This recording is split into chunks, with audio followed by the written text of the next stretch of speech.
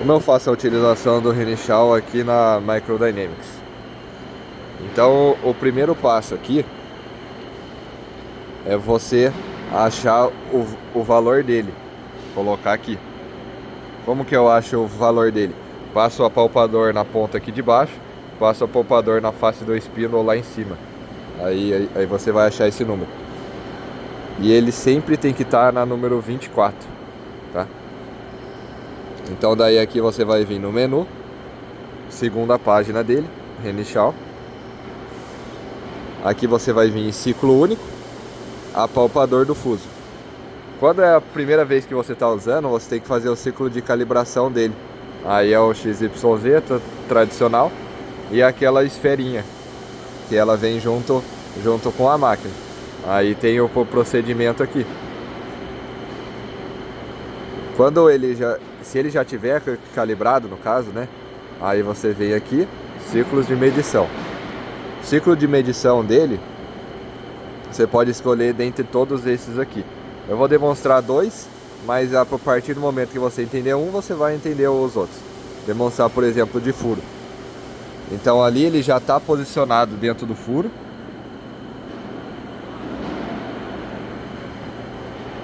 O diâmetro do meu furo é 12. E daí eu só quero fazer uma medição, eu não quero definir zero peça. Então eu vou colocar em nenhum aqui. Se eu quisesse medir e definir o zero peça no centro desse furo, era só ter colocado aqui, ó, G54 ou o zero peça que você vai usar. Eu só vou fazer uma medição. Então eu vou deixar nenhum. Feito isso, você vai apertar em enviar.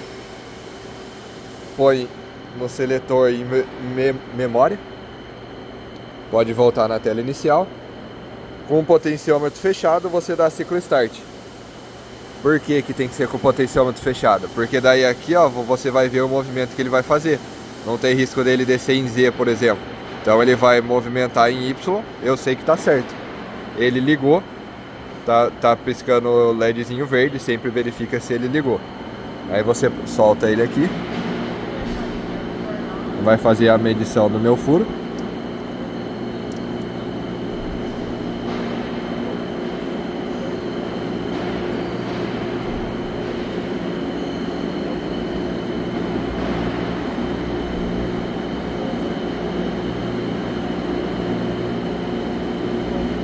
Fez a medição do furo.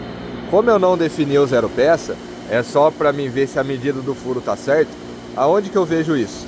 Então na primeira tela aqui, na tela inicial da máquina, você vem vindo para o lado até você achar variáveis comum. Você aperta nela e daí você acha a variável número 100. Nessa variável tá a medida que ele mediu no furo, beleza?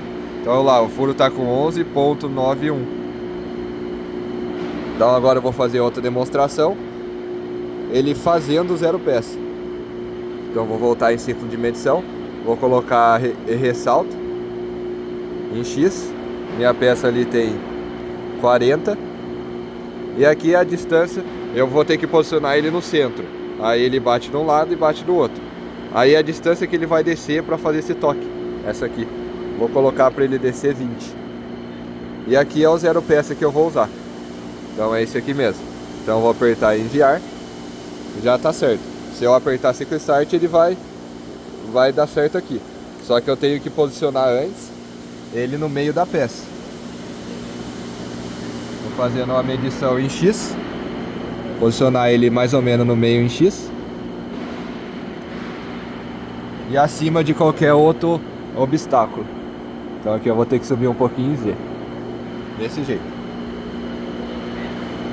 Volto no memória, fecho o potenciômetro, ciclo start. Aí eu vou olhar o que ele vai fazer ali, ó. Ele vai andar um pouquinho, então eu só vou dar eu abro e fecho bem rápido aqui, ó. Só para ele sair desse ponto. Tá, ó. Então ele vai andar 28. Então eu desço aqui, faço a medição.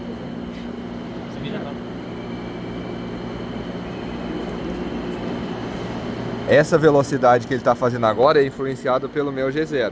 Eu deixo bem baixo, por segurança, mas você pode colocar alto.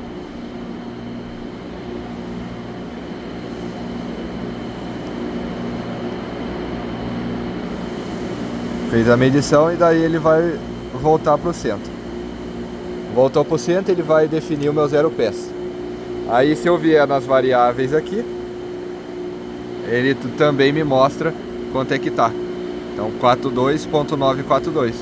Você percebe que ele tá 2.9 maior do que o que eu coloquei aqui. Então essa largura aqui, ela aceita uma tolerância, não precisa ser exatamente. Essa tolerância dela é essa distância aqui, ó. Ó, distância que o apalpador percorre além da superfície, entendeu? Então se eu colocar ela 10 milímetros menor, ele vai conseguir pegar. Se for maior que 10, ele não pega. Aí eu teria que colocar o número aqui. Mas eu recomendo colocar o mais assertivo que dá aqui. E esses opcionais aqui, você não precisa colocar nada neles, nem mexe neles. Para você fazer o zeramento do Z, eu não vou demonstrar aqui, mas daí você vem, por exemplo, superfície única, Z-. E daí é só dar um OK. Dá o enviar, roda o ciclo, ele só desce, toca na peça e vai definir o zero. Ah, eu quero que ele toque na peça aqui e não defina como 0, defina como 1. Então daí eu venho aqui em posição de superfície, põe 1. Aí ele toca em Z e vai definir como 1. Porque daí você faceia em 0 e daí limpa tudo, né?